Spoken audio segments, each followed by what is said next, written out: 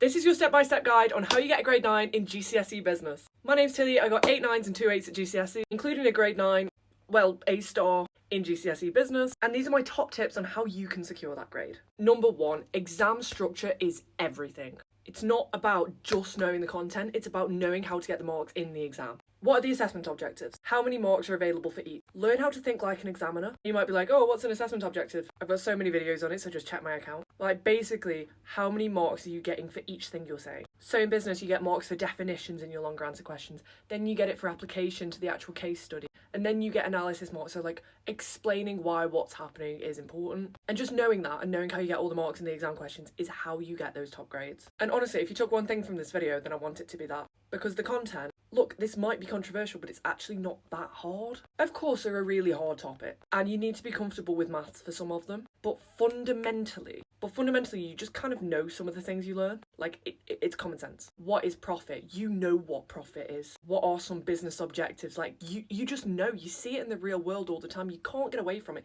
Even if you never watch the news, you know why businesses exist. To make money. Why does a charity exist? To help people. Like, just one example, but there are so many. Luckily for you, this kind of reduces the kind of things that you need to revise. So there are hard topics, don't get me wrong. So you can spend your time revising them. Because they're really easy ones that you can just kind of use your common sense for. Do you need to revise it?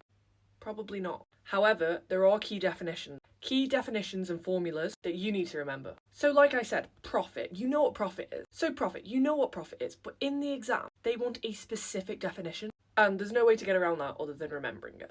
Use flashcards for this. Flashcards are incredibly helpful for remembering key formula, key definitions. I recommend using Quizlet as well. I use them, and then obviously you can use other people's study sets as well. So you can like make your own flashcard, but you can use other people's. Anki as well is great. I found online flashcards are really helpful for business. And then the most important thing that you need to remember to get a grade 9 is putting your answers in context. Making sure that you're using the extract and you're using the case study to base your answers around. Because there's no point in being able to go into a question and give a beautiful explanation onto why you think franchising would be helpful for a business if it's not applicable to the business in the case study. So like, let's say it's a small business, some woman selling knitted gloves on the side of the street. You might be like, oh yeah, franchising can really help, like increase revenue, blah, blah, blah, all the benefits of franchising.